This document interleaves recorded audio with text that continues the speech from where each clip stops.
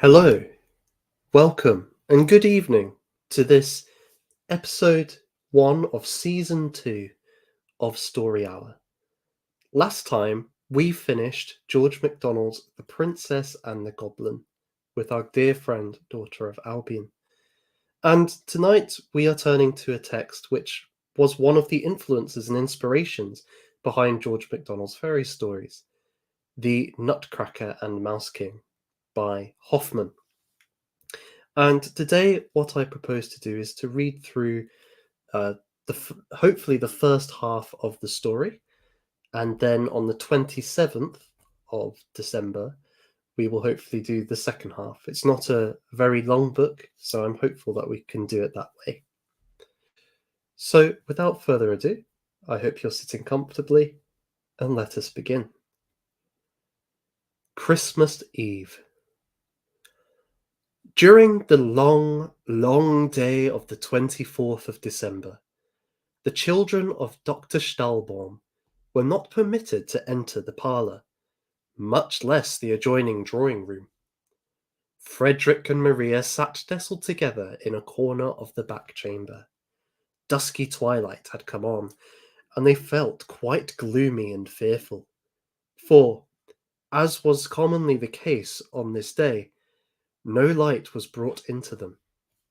Fred, in great secrecy and in a whisper, informed his little sister, she was only just 7 years old, that ever since morning he had heard a rustling and a rattling, and now and then a gentle knocking, in the forbidden chambers. Not long ago he had seen a little dark man, with a large chest under his arm, gliding softly through the entry, but he knew very well that it was nobody but Godfather Drosselmeyer. Upon this Maria clapped her little hands together for joy and exclaimed, "Ah, what beautiful things has Godfather Drosselmeyer made for us this time!" Councillor Drosselmeyer was not a very handsome man. He was small and thin, had many wrinkles in his face. Over his right eye he had a large black patch, and he was without hair, for which reason he wore a very nice white wig. This was made of glass, however, and was a very ingenious piece of work. The godfather himself was very ingenious also. He understood all about clocks and watches, and could even make them. Accordingly, when any one of the beautiful clocks in Dr. Stahlbaum's house was sick and could not sing, Godfather Drosselmeyer would have to attend it.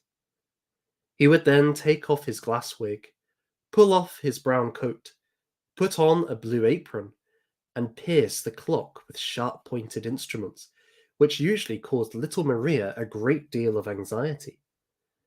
But it did the clock no harm. On the contrary, it became quite lively again, and began at once right merrily to rattle and to strike and to sing, so that it was a pleasure to all who heard it. Whenever he came, he always brought something pretty in his pocket for the children, sometimes a little man who moved his eyes and made a bow, at others a box from which a little bird hopped out when it was opened, sometimes one thing, sometimes another. When Christmas Eve came, he had always a beautiful piece of work prepared for them, which had cost him a great deal of trouble, and on this account it was always carefully preserved by their parents, after he had given it to them. "Ah, what beautiful present has Godfather Drosselmeyer made for us this time!" exclaimed Maria. It was Fred's opinion that this time it could be nothing else than a castle, in which all kinds of fine soldiers marched up and down and went through their exercises. Then other soldiers would come and try to break into the castle, but the soldiers within would fire off their cannon very bravely, until all roared and cracked again. "No, no," cried Maria, interrupting him. "Godfather Drosselmeyer has told me of a lovely garden where there is a great lake upon which beautiful swans swim about with golden collars around their necks and sing the sweetest songs. Then there comes a little girl out of the garden, down along the lake, and coaxes the swans to the shore and feeds them with sweet cake. Swans never eat cake, interrupted Fred, somewhat roughly. And even Godfather Drosselmeyer himself can't make a whole garden. After all, we have little good of his playthings. They are all taken right away from us again. I like what Papa and Mamma give us much better, for we can keep their presents for ourselves and do as we please with them. The children now began once more to guess what it could be this time. Maria thought that Miss Trutchen, her great doll, was growing very old, for she fell almost every moment upon the floor, and more awkwardly than ever, which could not happen without leaving sad marks upon her face. And as to neatness in dress, this was now altogether out of the question with her. Scolding did not help the matter in the least. Frederick declared, on the other hand, that a bay horse was wanting in his stable, and his troops were very deficient in cavalry, as his papa very well knew. By this time it had become quite dark. Frederick and Maria sat close together, and did not venture again to speak a word. It seemed now as if soft wings rustled around them, and very distant, but sweet music was heard at intervals. At this moment a shrill sound broke upon their ears. Cling, ling, cling, ling. The doors flew wide open, and such a dazzling light broke out from the great chamber, that with the loud exclamation, "Ah! Ah!" the children stood fixed at the threshold. But Papa and Mamma stepped to the door, took them by the hand, and said, "Come, come, dear children, and see what Christmas has brought you this year." The gifts. Kind reader, or listener, whatever may be your name, whether Frank, Robert, Henry, Anna, or Maria, I beg you to call to mind the table covered with your last Christmas gifts, as in their newest gloss they first appear to your delighted vision. You will then be able to imagine the astonishment of the children, as they stood with sparkling eyes, unable to utter a word, for joy at the sight before them. At last Maria called out with a deep sigh, "Ah, how beautiful! Ah, how beautiful!" And Frederick gave 2 or 3 leaps in the air higher than he had ever done before. The children must have been very obedient and good children during the past year, for never on any Christmas Eve before had so many beautiful things been given to them. A tall fir tree stood in the middle of the room, covered with gold and silver apples, with sugar almonds, comfits, lemon drops, and every kind of confectionery, hung like buds and blossoms upon all its branches. But the greatest beauty about this wonderful tree was the many little lights that sparkled amid its dark boughs, which like stars illuminated its treasures, or like friendly eyes seemed to invite the children to partake of its blossoms and fruit. The table under the tree shone and flushed with 1,000 different colours. Ah, what beautiful things were there! Who can describe them? Maria spied the prettiest dolls, a tea set, all kinds of nice little furniture, and what eclipsed all the rest, a silk dress tastefully ornamented with gay ribbons, which hung upon a frame before her eyes, so that she could view it on every side. This she did too, and exclaimed over and over again, "Ah, the sweet! Ah, the dear, dear frock! And may I put it on? Yes, yes. May I really, though? Wear it?" In the meanwhile, Fred had been galloping round and round the room, trying his new bay horse, which, true enough, he had found fastened by its bridle to the table. Dismounting again, he said it was a wild creature, but that was nothing. He would soon break him. He then reviewed his new regiment of hussars, who were very elegantly arrayed in red and gold, and carried silver weapons, and rode upon such bright shining horses, that you would almost believe these were of pure silver also. The children had now become somewhat more composed, and turned to the picture books, which lay open on the table, where all kinds of beautiful flowers, and gaily dressed people, and boys and girls at play, were painted as natural as if they were alive. Yes, the children had just turned to these singular books when, cling-ling, cling-ling, the bell was heard again. They knew that Godfather Drosselmeyer was now about to display his Christmas gifts, and ran towards a table that stood against the wall, covered by a curtain reaching from the ceiling to the floor.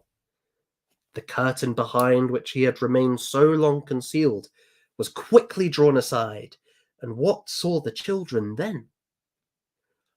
Upon a green meadow, spangled with flowers, stood a noble castle, with clear glass windows and golden turrets. A musical clock began to play, when the doors and windows flew open, and little men and women, with feathers in their hats and long flowing trains, were seen sauntering about in the rooms. In the middle hall, which seemed as if it were all on fire, so many little tapers were burning in silver chandeliers. There were children in white frocks and green jackets, dancing to the sound of music. A man in an emerald green cloak at intervals put his head out of the window, nodded, and then disappeared. And Godfather Drosselmeyer himself, only that he was not much bigger than Papa's thumb, came now and then to the door of the castle, looked about him, and then went in again. Fred, with his arms resting upon the table, gazed at the beautiful castle and the little walking and dancing figures, and then said, "Godfather Drosselmeyer, let me go into your castle." The counsellor gave him to understand that that could not be done. And he was right, for it was foolish in Fred to wish to go into a castle, with all its golden turrets, was not as high as his head. Fred saw that likewise himself.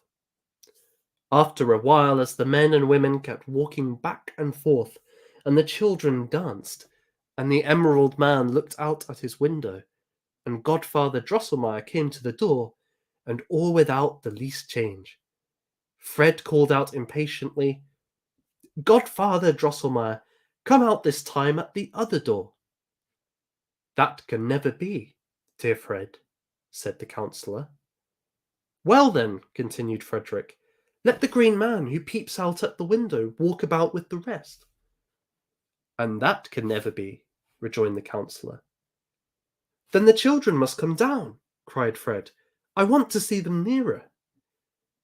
"All that can never be, I say," replied the counsellor, a little out of humour. "As the mechanism is made, so it must remain." So, cried Fred in a drawling tone, "all that can never be? Listen, Godfather Drosselmeyer. If your little dressed up figures in the castle there can do nothing else but always the same thing, they're not much good for anything, and I care very little about them. No, give me my hussars, who can maneuver backward and forward as I order them, and are not shut up in a house." With this, he darted towards a large table, drew up his regiment upon their silver horses, and let them trot and gallop and cut and slash to his heart's content. Maria also had softly stolen away, for she too was soon tired of the sauntering and dancing puppets in the castle. But as she was very amiable and good, she did not wish it to be observed so plainly in her as it was in her brother Fred. Councillor Drosselmeyer turned to the parents and said, somewhat angrily, "An ingenious work like this was not made for stupid children. I will put up my castle again and carry it home." But their mother now stepped forward and desired to see the secret mechanism and curious works by which the little figures were set in motion. The councillor took it all apart and then put it together again. While he was employed in this manner, he became good-natured once more, and gave the children some nice brown men and women, with gilt faces, hands, and feet. They were all made of sweet thorn, and smelt like gingerbread, at which Frederick and Maria were greatly delighted. At her mother's request, the elder sister, Louise, had put on the new dress which had been given to her, and she looked most charmingly in it. But Maria, when it came to her turn, thought she would like to look at hers a while longer as it hung. This was readily permitted. The Favourite. The truth is, Maria was unwilling to leave the table then, because she had discovered something upon it which no one had yet remarked.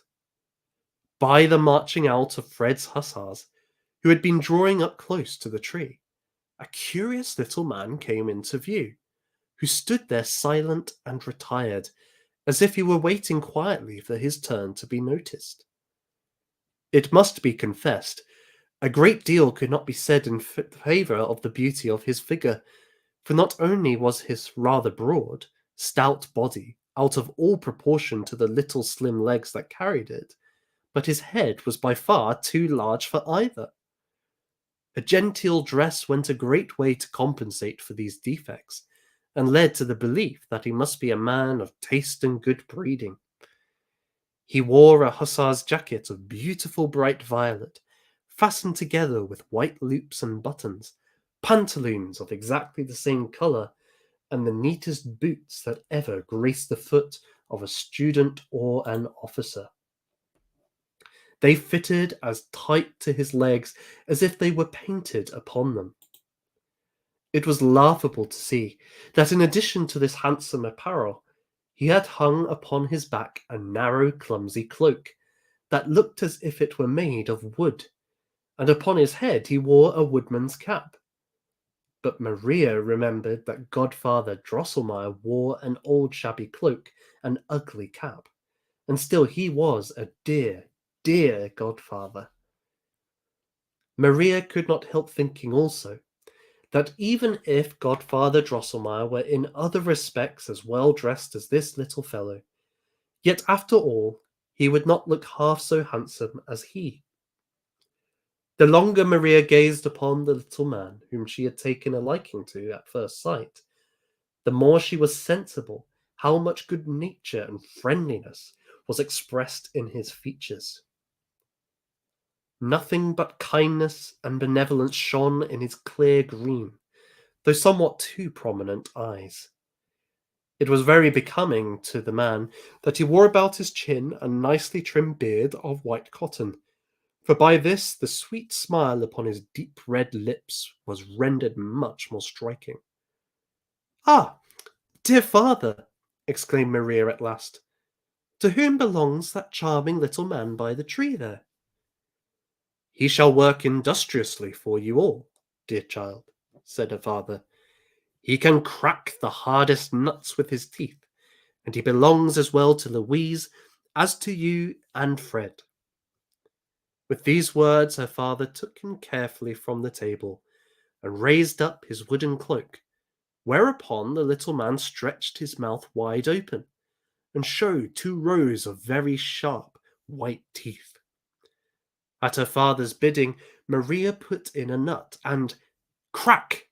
The man had bitten it in two, so that the shell fell off, and Maria caught the sweet kernel in her hand. Maria and the other two children were now informed that this dainty little man came of the family of nutcrackers and practiced the profession of his forefathers. Maria was overjoyed at what she heard, and her father said, "Dear Maria, since friend Nutcracker is so great a favourite with you, I place him under your particular care and keeping, although, as I said before, Louise and Fred shall have as much right to his services as you." Maria took him immediately in her arms and set him to cracking nuts, but she picked out the smallest, that the little fellow need not stretch his mouth open so wide, which in truth was not very becoming to him. Louise sat down by her, and friend Nutcracker must perform the same service for her too, which he seemed to do quite willingly, for he kept smiling all the while very pleasantly. In the meantime, Fred had become tired of riding and parading his hussars, and when he heard the nuts crack so merrily, he ran to his sister and laughed very heartily at the droll little man, who now, since Fred must have a share in the sport, passed from hand to hand, and thus there was no end to his labour. Fred always chose the biggest and hardest nuts, when all at once, crack, crack, it went, and 3 teeth fell out of the Nutcracker's mouth, and his whole under jaw became loose and rickety. "Ah, my poor dear Nutcracker!" said Maria, and snatched him out of Fred's hand. "That's a stupid fellow," said Fred. "He wants to be a nutcracker, and has poor teeth. He don't understand his trade. Give him to me, Maria. He shall crack nuts for me if he loses all his teeth, and his whole chin into the bargain. Why make such a fuss about such a fellow?" "No, no," exclaimed Maria, weeping. "You shall not have my dear Nutcracker. See how sorrowfully he looks at me, and shows me his poor mouth. But you're a hard-hearted fellow. You beat your horses. Yes, and lately you had one of your soldiers shot through the head." "That's all right," said Fred, "though you don't understand it. But Nutcracker belongs as much to me as to you, so let me have him." Maria began to cry bitterly, and rolled up the sick Nutcracker as quickly as she could in her little pocket handkerchief. Their parents now came up with Godfather Drosselmeyer. The latter, to Maria's great distress, took Fred's part. But their father said, "I have placed Nutcracker expressly under Maria's protection, and as I see that he is now greatly in need of it, I give her full authority over him, and no one must dispute it. Besides, I wonder at Fred, that he should require farther duty from one who has been maimed in the service. As a good soldier, he ought to know that the wounded are not expected to take their place in the ranks." Fred was much ashamed, and without troubling himself farther about nuts or Nutcracker, stole around to the opposite end of the table, where his hussars, after stationing suitable outposts, had encamped for the night. Maria collected together Nutcracker's lost teeth, tied up his wounded chin with a nice white ribbon which she had taken from her dress, and then wrapped up the little fellow more carefully than ever in her handkerchief, for he looked very pale and frightened. Thus she held him, rocking him in her arms like a little child, while she looked over the beautiful pictures of the new picture book which she found among her other Christmas gifts. Contrary to her usual disposition, she showed some ill temper towards Father Drosselmeyer, who kept continually laughing at her, and asked again and again how it was that she liked to caress such an ugly little fellow.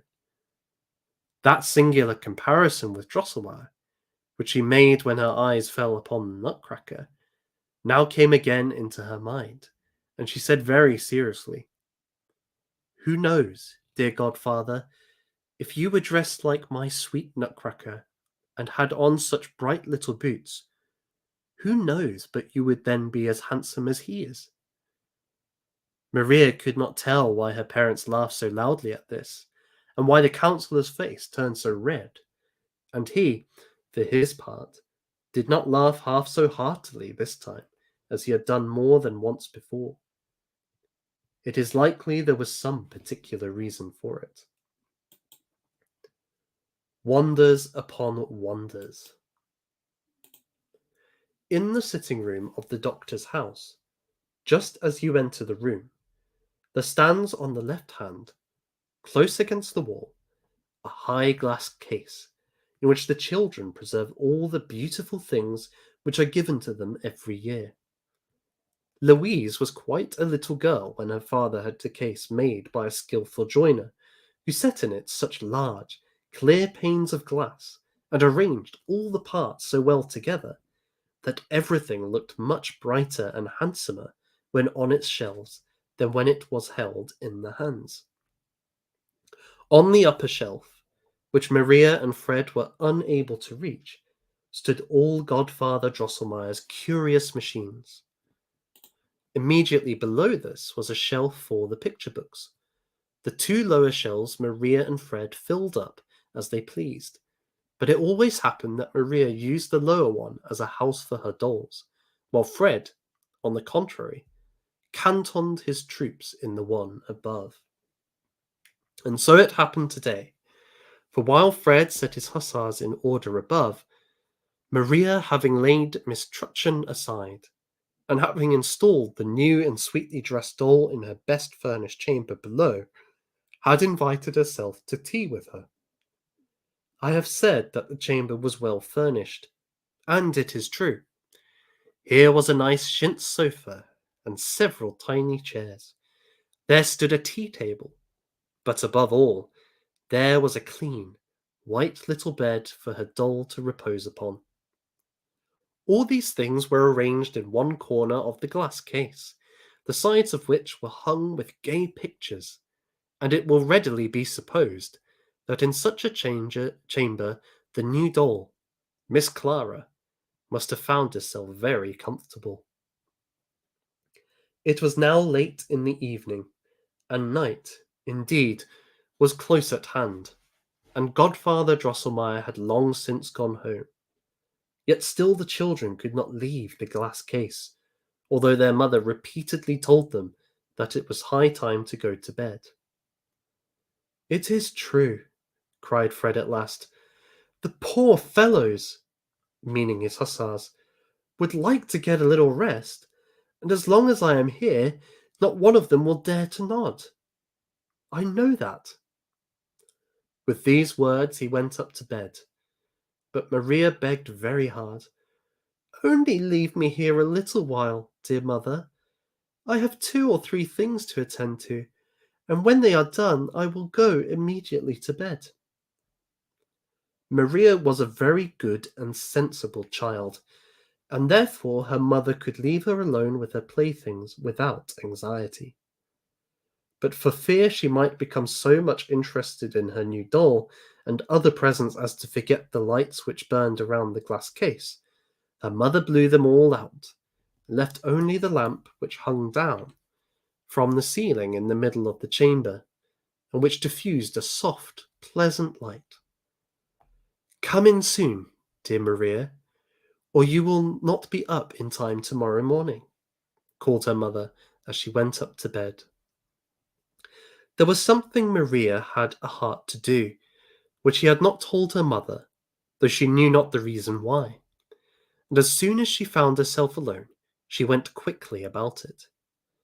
She still carried in her arms the wounded Nutcracker, rolled up in her pocket handkerchief. Now she laid him carefully upon the table, unrolled the handkerchief softly, and examined his wound. Nutcracker was very pale, but still he smiled so kindly and sorrowfully that it went straight to Maria's heart. "Ah, Nutcracker, Nutcracker, do not be angry at brother Fred because he hurt you so. He did not mean to be so rough. It is the wild soldier's life with his hussars that has made him a little hard-hearted, but otherwise he is a good fellow, I can assure you. Now I will tend you very carefully until you are well and merry again. As to fastening in your teeth and setting your shoulders, that Godfather Drosselmeyer must do. He understands such things. But Maria was hardly able to finish the sentence, for as she mentioned the name of Drosselmeyer, friend Nutcracker made a terrible wry face, and there darted something out of his eyes like green sparkling flashes. Maria was just going to fall into a dreadful fright, when behold, it was the sad smiling face of the honest Nutcracker again, which she saw before her, and she knew now that it must be the glare of the lamp, which, stirred by the draught, had flared up and distorted Nutcracker's features so strangely. "Am I not a foolish girl," she said, "to be so easily frightened, and to think that a wooden puppet could make faces at me? But I love Nutcracker too well, because he is so droll and so good-tempered. Therefore he shall be taken good care of as he deserves." With this, Maria took friend Nutcracker in her arms, and walked to the glass case, stooped down, and said to her new doll, "Pray, Miss Clara, be so good as to give up your bed to the sick and wounded Nutcracker, and make out as well as you can with the sofa. Remember that you are well and hearty, or you would not have such fat red cheeks, and very few little dolls have such nice sofas." Miss Clara, in her gay Christmas attire, looked very grand and haughty, and would not even say "muck." "But why should I stand upon ceremony?" said Maria, and she took out the bed, laid little Nutcracker down upon it softly, and gently rolled a nice ribbon which she wore around her waist about his poor shoulders, and then drew the bedclothes over him snugly, so that there was nothing to be seen of him below the nose. "He shan't stay with the naughty Clara," she said, and raised the bed with the Nutcracker in it to the shelf above, and placed it close by the pretty village where Fred's hussars were quartered. She locked the case and was about to go up to bed when, listen, children, when softly, softly it began to rustle, and to whisper, and to rattle round and round, under the hearth, behind the chairs, behind the cupboards and glass case. The great clock whirred, louder and louder, but it could not strike. Maria turned towards it, and there the large gilt owl that sat on top had dropped down its wings so that they covered the whole face, and it stretched out its ugly head with the short crooked beak and looked just like a cat. And the clock whirred louder in plain words, "Dickory, dickory, dock, whir softly clock. Mouse King has a fine ear. Prr, prr, pum, pum. The old song let him hear. Prr, prr, pum, pum. Or he might run away in a fright. Now clock strikes softly and light." And pum, pum, it went with a dull, deadened sound 12 times. Maria began now to tremble with fear, and she was upon the point of running out of the room in terror, when she beheld Godfather Drosselmeyer, who sat in the owl's place on the top of the clock, and had hung down the skirts of his brown coat just like wings. But she took courage, and cried out loudly with sobs, "Godfather Drosselmeyer! Godfather Drosselmeyer! What are you doing up there? Come down! Do not frighten me so, you naughty Godfather Drosselmeyer." Just then a wild squeaking and whimpering broke out on all sides, and then there was a running, trotting, galloping behind the walls, as if 1,000 little feet were in motion, and 1,000 little lights flashed out of the crevices in the floor. But they were not lights. No, they were sparkling little eyes, and Maria perceived that mice were all around, peeping out and working their way into the room. Presently it went trot, trot, hop, hop about the chamber, and more mice in greater and smaller parties galloped across, and at last placed themselves in line and column, just as Fred was accustomed to place his soldiers when they went to battle. This Maria thought was very droll, and as she had not that aversion to mice that which most children have, her terror was gradually leaving her, when all at once there arose a squeaking so terrible and piercing that it seemed as if ice-cold water was poured down her back. Ah, what now did she see? I know, my worthy reader Frederick, that thy heart, like that of the wise and brave soldier Frederick Stahlborn, sits in the right place. But if thou had seen what Maria now beheld, thou wouldst certainly have run away. Yes, I believe that thou wouldst have jumped as quickly as possible into bed, and then have drawn the covering over thine ears much farther than was necessary to keep thee warm. Alas! Poor Maria could not do that now, for, listen, children, close before her feet there burst out sand and lime and crumbled wall stones, as if thrown up by some subterranean force, and 7 mice heads with 7 sparkling crowns rose out of the floor, squeaking and squealing terribly. Presently the mouse's body, to which these 7 heads belonged, worked its way out, and the great mouse, crowned with 7 diadems, squeaking loudly, huzzaed in full chorus as he advanced to meet his army, which at once set itself in motion, and hot, hot, trot, trot, it went. Alas, straight towards the glass case, straight towards poor Maria, who stood close before it. Her heart had before beat so terribly from anxiety and fear that she thought it would leap out of her bosom, and then she knew she must die.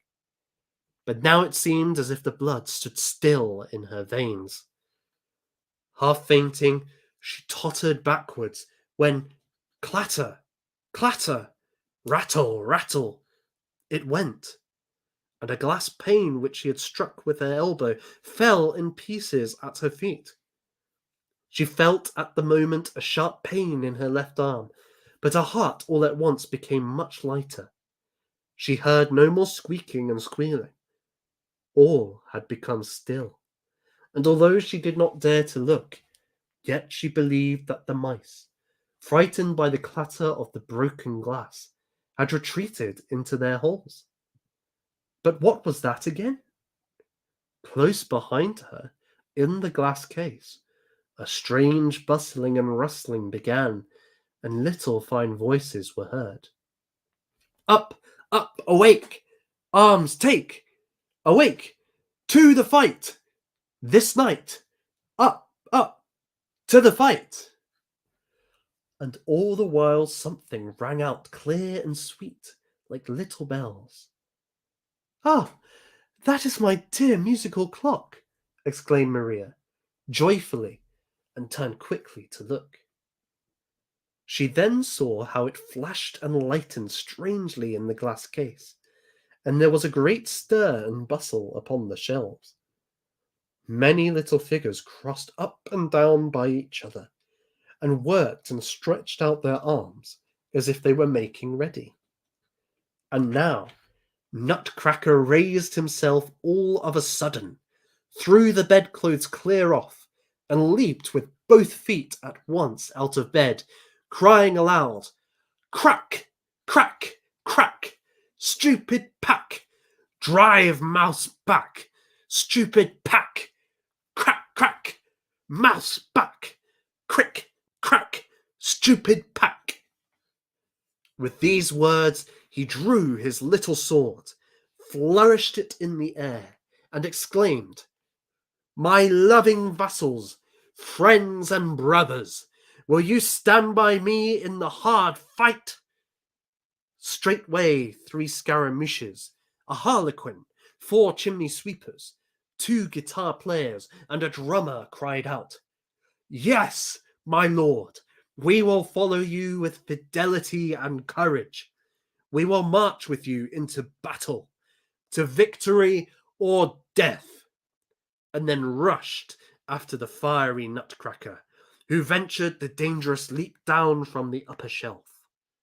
Ah, it was easy enough for them to perform this feat, for beside the fine garments of thick cloth and silk which they wore, the inside of their bodies were made of cotton and tow, so that they came down plump, like bags of wool. But poor Nutcracker had certainly broken his arms or his legs, for remember, it was almost 2 feet from the shelf where he stood to the floor, and his body was as brittle as if it had been cut out of linden wood. Yes, Nutcracker would certainly have broken his arms or his legs, if, at the moment when he leaped, Miss Clara had not sprung quickly from the sofa and caught the hero with his drawn sword in her soft arms. "Ah, thou dear good Clara," sobbed Maria, "how I have wronged thee! Thou didst certainly resign thy bed willingly to little Nutcracker." But Miss Clara now spoke, as she softly pressed the young hero to her silken bosom. "You will not, O my lord, sick and wounded as you are, share the dangers of the fight. See how your brave vassals assemble themselves, eager for the affray and certain of conquest. Scaramouche, harlequin, chimney sweepers, guitar players, drummer are all ready drawn up below, and the china figures on the shelf stir and move strangely. Will you not, oh, my lord, repose upon the sofa, or from my arms look down upon your victory?" Thus spoke Clara, but Nutcracker demeaned himself very ungraciously, for he kicked and struggled so violently with his legs that Clara was obliged to set him quickly down upon the floor. He then, however, dropped gracefully upon one knee and said, "Fair lady, the recollection of thy favour and condescension will go with me into the battle and the strife." Clara then stooped so low that she could take him by the arm, raised him gently from his knees, took off her bespangled girdle, and was about to throw it across his neck.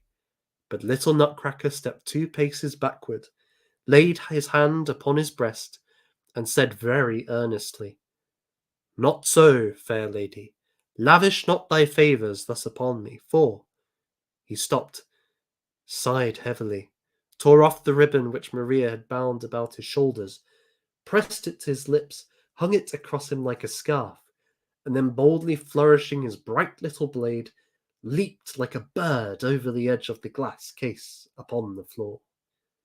You understand, my kind and good readers and listeners, that Nutcracker, even before he had thus come to life, had felt very sensibly the kindness and love which Maria had shown towards him, and it was because he had become so partial to her that he would not receive and wear the girdle of Miss Clara, although it shone and sparkled so brightly. The true and faithful Nutcracker preferred to wear Maria's simple ribbon. But what will now happen? As soon as Nutcracker had leaped out, the squeaking and whistling was heard again.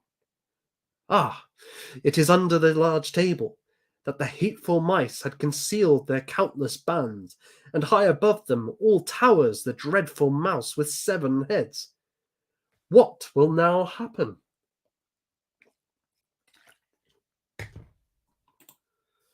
The battle. "Beat the march, true vassal drummer!" screamed Nutcracker very loudly, and immediately the drummer began to rattle and to roll upon his drum so skilfully that the windows of the glass case trembled and hummed again. Now it rustled and clattered therein, and Maria perceived that the covers of the little boxes in which Fred's army were quartered were bursting open, and now the soldiers leaped out, and then down again upon the lower shelf, where they drew up in fine array. Nutcracker ran up and down, speaking inspiring words to the troops. "Let no dog of a trumpeter blow or stir," he cried angrily, for he was afraid he should not be heard, and then turned quickly to Harlequin, who had grown a little pale, and chattered with his long chin. "General," he said earnestly, "I know your courage and your experience. There is need now for a quick eye and skill to seize the proper moment. I entrust to your command all the cavalry and artillery. You do not need a horse, for you have very long legs, and can gallop yourself tolerably well. I look to see you do your duty." Thereupon Harlequin put his long, thin fingers to his mouth, and crowed so piercingly that it sounded as if 100 shrill trumpets were blown merrily. Then it stirred again in the glass case. A neighing and a whinnying and a stamping were heard and seen. Fred's cuirassiers and dragoons, but above all his new splendid hussars, marched out and halted close by the case. Regiment after regiment now defiled before the Nutcracker, with flying colours and warlike music, and ranged themselves in long rows across the floor of the chamber. Before them went Fred's cannons, rattling along, surrounded by the cannoneers, and soon, bomb, bomb, it went, and Maria could see how the mice suffered by the fire, how the sugar plums plunged into their dark, heavy mass, covering them with white powder and throwing them more than once into a shameful disorder. But the greatest damage was done them by a heavy battery that was mounted upon Mamma's footstool, which, pum pum, kept up a steady fire of caraway seeds against the enemy, by which a great many of them fell. The mice, notwithstanding, came nearer and nearer, and at last mastered some of the cannon. But then it went prr, prr, and Maria could scarcely see what now happened for the smoke and dust. This, however, was certain, that each corps fought with the greatest animosity, and the victory was for a long time doubtful.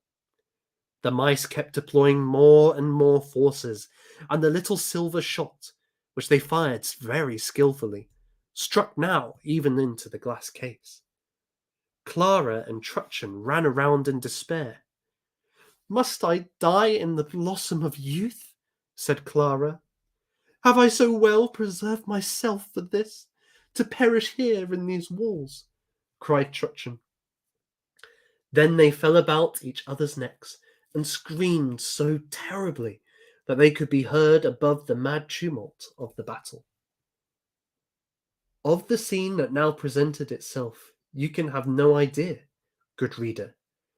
It went prr, prr, puff, piff, clitter, clatter, bomb, barum, bomb, brum, bomb, in the wildest confusion, while the Mouse King and mice squeaked and screamed, and now and then the mighty voice of Nutcracker was heard, as he gave the necessary orders, and he was seen striding along through the battalions in the hottest of the fire.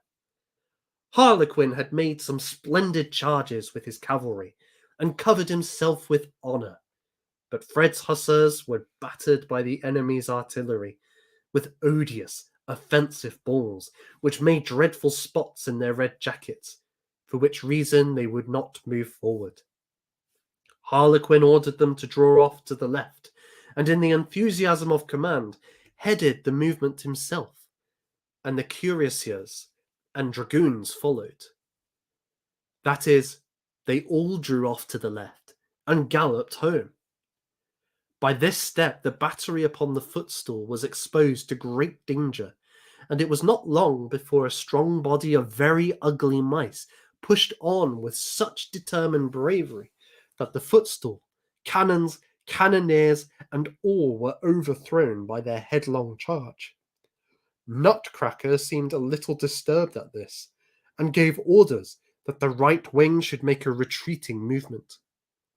You know very well, O my military reader Frederick, that to make such a movement is almost the same thing as to run away, and you are now grieving with me at the disaster which impends over the army of Maria's darling Nutcracker. But turn your eyes from this scene, and view the left wing, where all is still in good order, and where there is yet great hope, both for the general and the army.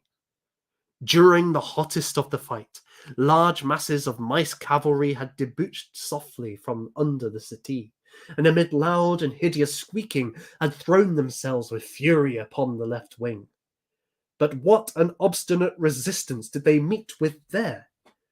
Slowly, as the difficult nature of the ground required, for the edge of the glass case had to be traversed, the china figures had advanced, headed by 2 Chinese emperors, and formed themselves into a hollow square. These brave, motley, but noble troops, which were composed of gardeners, Tyroleses, bonzes, frisios, merryandrews, cupids, lions, tigers, peacocks, and apes, fought with coolness, courage, and determination. By their Spartan bravery, this battalion of picked men would have wrested the victory from the foe, had not a bold major rushed madly from the enemy's ranks and bitten off the head of one of the Chinese emperors, who in falling dashed to the ground 2 bonzes and Cupid. Through this gap the enemy penetrated into the square, and in a few moments the whole battalion was torn to pieces. Their brave resistance, therefore, was of no avail to Nutcracker's army, which once having begun to retreat, retired farther and farther, and every step with diminished numbers, until the unfortunate Nutcracker halted with a little band close before the glass case. "Let the reserve advance! Harlequin, Scaramouche, Drummer, where are you?" Thus cried Nutcracker, in hopes of new troops which should deploy out of the glass case. And there actually came forth a few brown men and women, made of sweet thorn, with golden faces and caps and helmets, but they fought around so awkwardly that they did not hit one of the enemy, and at last knocked the cap off their own general's head. The enemy's chasseurs, too, bit off their legs before long, so that they tumbled over, and carried with them to the ground some of Nutcracker's best officers. Nutcracker, now completely surrounded by the foe, was in the greatest peril. He tried to leap over the edge, into the glass case, but found his legs too short. Clara and Trutchen lay each in a deep swoon. They could not help him. Hussars, dragoons sprang merrily by him into safe quarters, and in wild despair he cried, "A horse! A horse! A kingdom for a horse!" At this moment 2 of the enemy's tirailleurs seized him by his wooden mantle, and the Mouse King, squeaking from his 7 throats, leaped in triumph towards him. Maria could no longer control herself. "Oh, my poor Nutcracker!" she cried, sobbing, and without being exactly conscious of what she did, grasped her left shoe and threw it with all her strength into the thickest of the mice, straight at the king. In an instant, all seemed scattered and dispersed, but Maria felt in her left arm a still sharper pain than before, and sank in a swoon to the floor. The sickness. When Maria woke out of her deep and death-like slumber, she found herself lying in her own bed, with the sun shining bright and sparkling through the ice-covered windows into the chamber. Close beside her sat a stranger, whom she soon recognized. However, as the surgeon Wendelstone, he said softly, "She is awake." Her mother then came to the bedside and gazed upon her with anxious and inquiring looks. "Ah, dear mother," lisped little Maria, "are all the hateful mice gone, and is the good Nutcracker safe?" "Do not talk such foolish stuff," replied her mother. "What have the mice to do with the Nutcracker? You naughty child, you have caused us a great deal of anxiety. But so it is always is, when children are disobedient and do not mind their parents. You played last night with your little dolls until it was very late. You became sleepy, probably, and a stray mouse may have jumped out and frightened you. At all events, you broke a pane of glass with your elbow and cut your arm so severely that neighbor Wendelstone, who has just taken the piece of glass out of the wound, declares that it came very near cutting a vein, in which case you might have had a stiff arm all your life, or perhaps have bled to death. It was fortunate that I woke about midnight, and not finding you in your bed, got up and went into the sitting room. There you lay in a swoon upon the floor, close by the glass case, the blood flowing in a stream. I almost fainted away myself at the sight. There you lay, and scattered round were many of Frederick's leaden soldiers, broken china figures, gingerbread men and women, and other playthings, and not far off your left shoe." "Ah, dear mother," exclaimed Maria, interrupting her. "Those were the traces of that dreadful battle between the puppets and the mice, and what frightened me so was the danger of poor Nutcracker when the mice were going to take him prisoner. Then I threw my shoe at the mice, and after that I don't know what happened."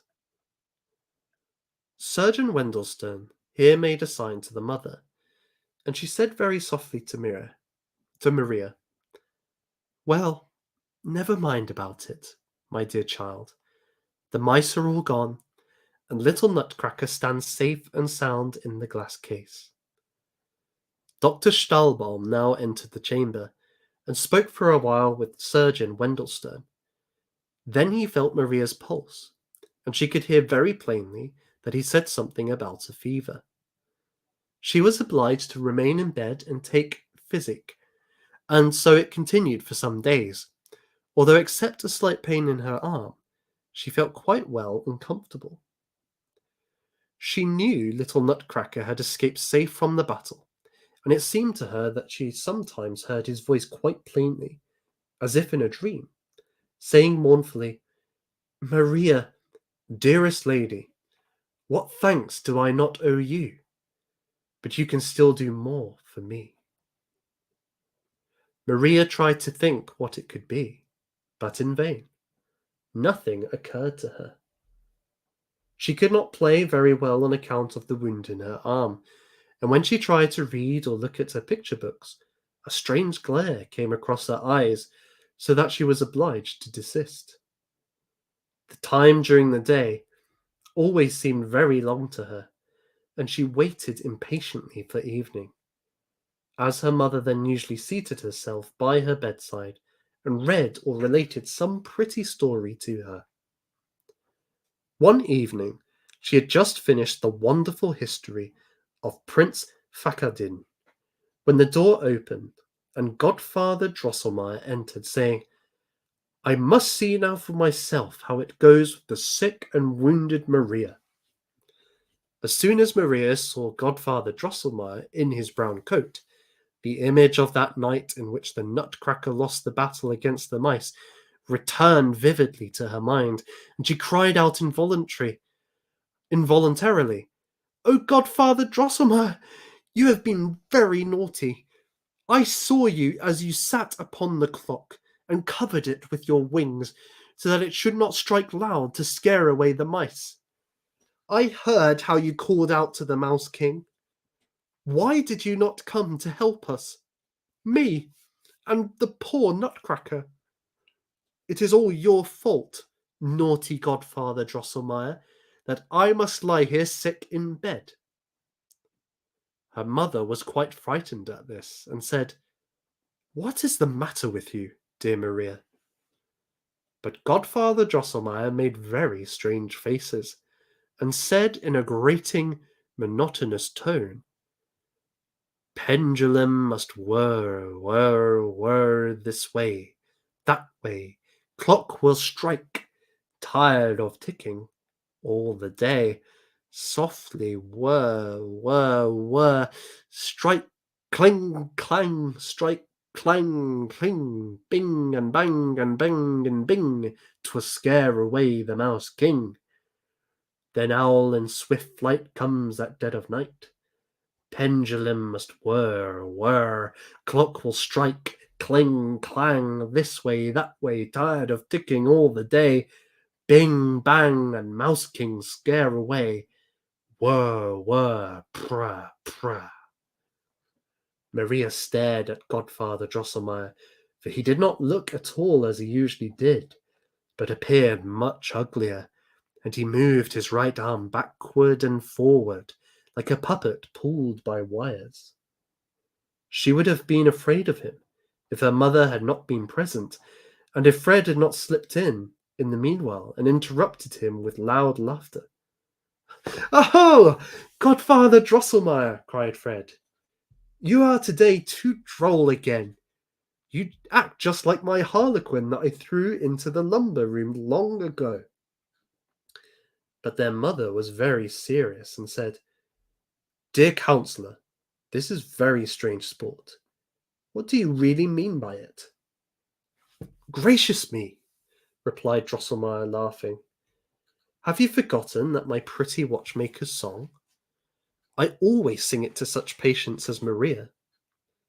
With this he drew his chair close to her bed, and said, "Do not be angry that I did not pick out the Mouse King's 14 eyes. That could not be. But instead, I have in store for you a very agreeable surprise." The counsellor, with these words, put his hand in his pocket, drew something out slowly, and behold, it was Nutcracker, with his lost teeth nicely fastened in, and his lame chin well set and sound.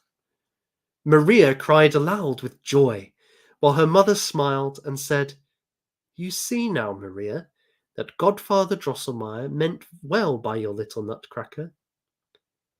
"But still you must confess, Maria," said the counsellor, "that Nutcracker's figure is none of the finest, neither can his face be called exactly handsome. How this ugliness came to be hereditary in the family, I will now relate to you, if you will listen. Or perhaps you know already the story of the Princess Pirlipat and Lady Mouserings and the skilful watchmaker. "Look here, Godfather Drosselmeyer," interrupted Fred.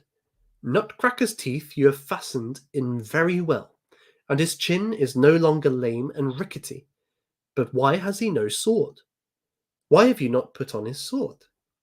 "Ah," replied the counsellor angrily, "you must always meddle and make, you rogue. What is Nutcracker's sword to me? I have cured his wounds, and he may find a sword for himself as he can." "That's true," said Fred. "He is a brave fellow, and will know how to get one." "Tell me then, Maria," continued the counsellor, "have you heard the story of the Princess Pirlipat?" "I hope, dear counsellor," said the mother, "that your story will not be frightful, as those that you narrate usually are." "By no means, dearest madam," replied Drosselmeyer. "On the contrary, what I have this time the honour to relate is droll and merry." "Begin then, dear godfather," cried the children, and the counsellor began as follows: The Story of the Hard Nut. Pirlipat's mother was the wife of a king, and therefore a queen, and Pirlipat straightway at the moment of her birth a true princess. The king was beside himself with joy when he saw his beautiful daughter as she lay in the cradle. He shouted aloud, danced, jumped about upon one leg, and cried again and again, "Oh, oh, was there ever anything seen more beautiful than my little Pirlipat?" Thereupon all the ministers, generals, presidents, and staff officers jumped about upon one leg like the king, and cried aloud, "No, never!"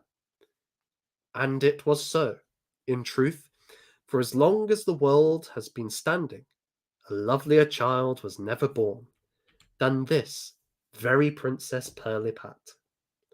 Her little face seemed made of lilies and roses, delicate white and red.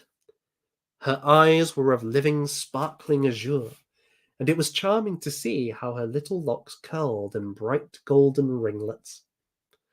Besides this, Pirlipat had brought into the world 2 rows of little pearly teeth, with which 2 hours after her birth she bit the High Chancellor's finger as he was examining her features too closely, so that he screamed out, "Oh, Gemini!" Others assert that he screamed out, "Oh, crikey!" But on this point authorities are at the present day divided. Well, little Pirlipat bit the High Chancellor's finger, and the enraptured land knew now that some sense dwelt in Pirlipat's beautiful body. As has been said, all were delighted. The Queen alone was very anxious and uneasy, and no one knew wherefore, but everybody remarked, with surprise, the care with which she watched Pirlipat's cradle. Besides that the doors were guarded by soldiers, and not counting the 2 nurses who always remained close by the cradle, 6 maids night after night sat in the room to watch. But what seemed very foolish, and no one could understand the meaning of it, was this: each of these 6 maids must have a cat upon her lap, and stroke it the whole night through, and thus keep it continually purring. It is impossible that you, dear children, can guess why Pirlipat's mother made all these arrangements. But I know, and will straightway tell you. It happened that once upon a time many great kings and fine princes were assembled at the court of Pirlipat's father, on which occasion much splendour was displayed. The theatres were crowded, balls were given, and tournaments held almost every day. The king, in order to show plainly that he was in no want of gold and silver, was resolved to take a good handful out of his royal treasury, and expend it in a suitable manner. Therefore, as soon as he had been privately informed by the overseer of the kitchen that the court astronomer had predicted the right time for killing, he ordered a great feast of sausages, leaped into his carriage, and went himself to invite the assembled kings and princes to take a little soup with him, in order to enjoy the agreeable surprise which he had prepared for them. Upon his return, he said very affectionately to the Queen, "You know, my dear, how extremely fond I am of sausages."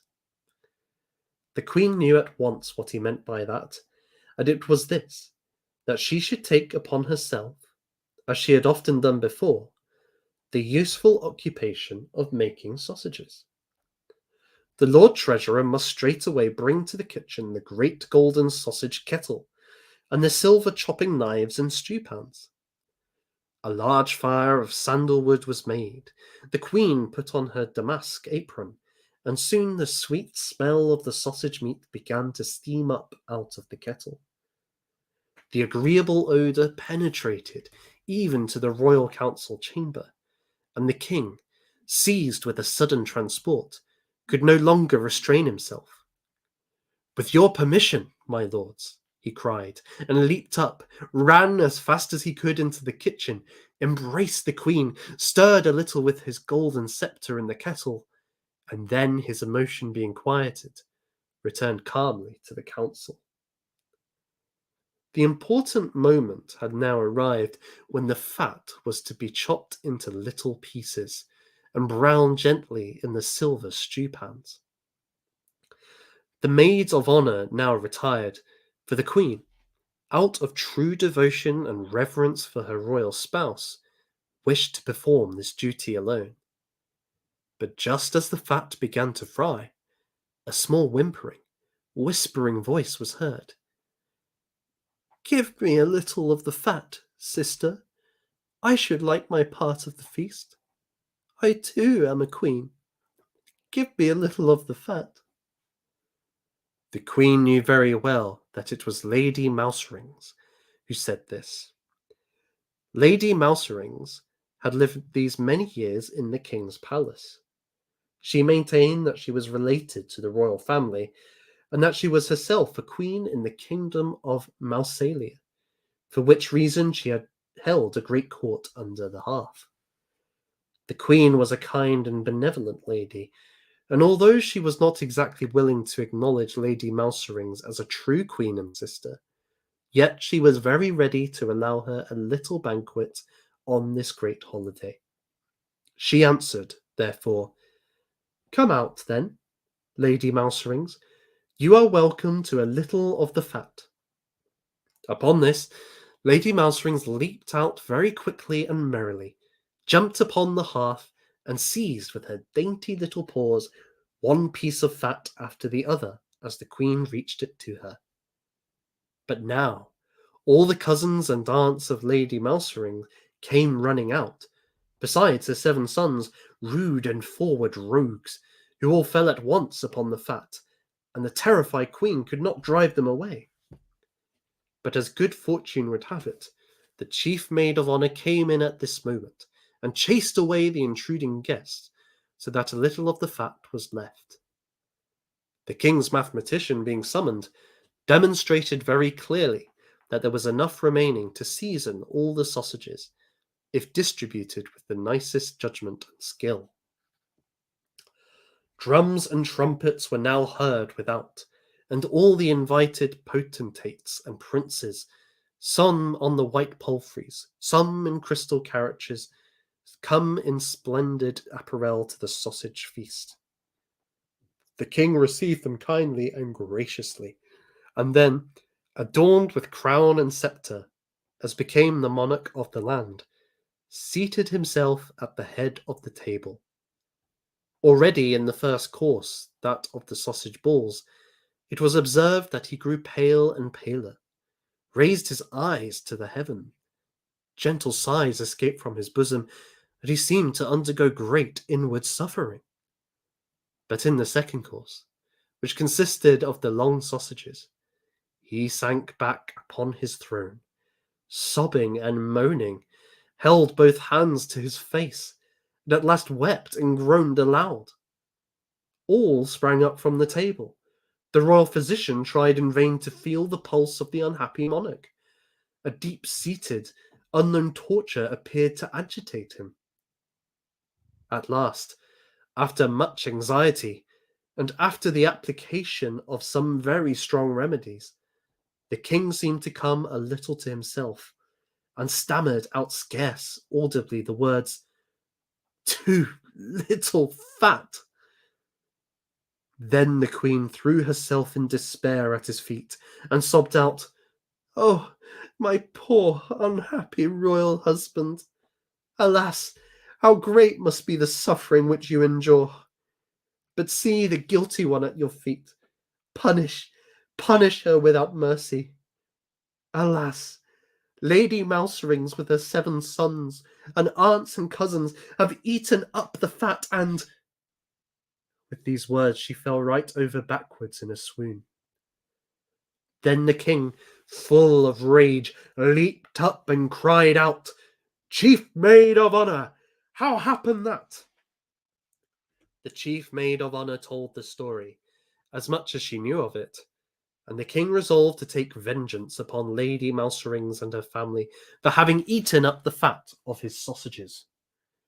The Privy Council was called, and it was resolved to summon Lady Mouserings to trial and confiscate all her estates. But as the king was of opinion that in the meanwhile she might eat up more of his sausage fat, the affair was placed at last in the hands of the royal watchmaker and mechanist. This man, whose name was the same as mine, to wit, Christian Elias Drosselmeyer, engaged, by means of a very singular and deep political scheme, to drive Lady Mouserings and her family from the palace for ever. He invented, therefore, several curious little machines, in which a piece of toasted fat was fastened to a thread, and these Drosselmeyer placed around Lady Mousering's dwelling. Lady Mouserings was much too wise not to see through Drosselmeyer's craft, but all her warnings, all her entreaties were of no avail. Every one of her 7 sons, and many of her cousins and aunts, went into Drosselmeyer's machines, and, as they tried to snap away the fat, were caught by an iron grating which fell suddenly down behind them, and were afterwards miserably slaughtered in the kitchen. Lady Mouserings, with the little remnant of her family, forsook the dreadful place. Grief, despair, revenge filled her bosom. The court revelled in joy at this event, but the queen was very anxious, for she knew the disposition of Lady Mouserings, and was very sure that she would not suffer the death of her sons to go unavenged. In fact, Lady Mouserings appeared one day, when the queen was in the kitchen, preparing a harslet hash for her royal husband, a dish of which he was very fond, and said, "My sons, my cousins, and aunts are destroyed. Take care, Queen, that Mouse Queen does not bite thy little princess in two. Take good care." With this she disappeared, and was not seen again. But the queen was so frightened that she let the hash fall into the fire, and thus a second time Lady Mouserings spoiled a favourite dish for the king, at which he was very angry. "But this, dear children," said Drosselmeyer, "is enough for tonight. The rest at another time." Maria, who had her own thoughts about this story, begged Godfather Drosselmeyer very hard to go on, but she could not prevail upon him. He rose, saying, "Too much at once is bad for the health. The rest tomorrow." As the councillor was just stepping out of the room, Fred called out, "Tell me, Godfather Drosselmeyer, is it then really true that you invented mousetraps?" "How can you ask such a silly question?" said his mother. But the councillor smiled mysteriously, and said in an undertone, "Am I a skilful watchmaker, and yet not able to invent a mousetrap?" Well, I think that is an appropriate place to finish tonight's reading, as Godfather Drosselmeyer, the mysterious Drosselmeyer, has too. I'd like to thank you all for tuning in and watching and following along the magical world of the Nutcracker. And I'm hopeful, as I said, that the second part will be on the 27th of December, a nice little stream, cozy stream after Christmas. Next week, I will have a couple of streams on the channel for you guys to check in. Should be having Rupert August and Daughter of Albion for this month's edition of English Restoration, which will be absolutely wonderful. And there may be something else in the works too. In the meantime, I will play you out with one of the new videos I have for this channel, for the opening of this channel. And whoever you are, wherever you are, I wish you a very blessed evening. God bless.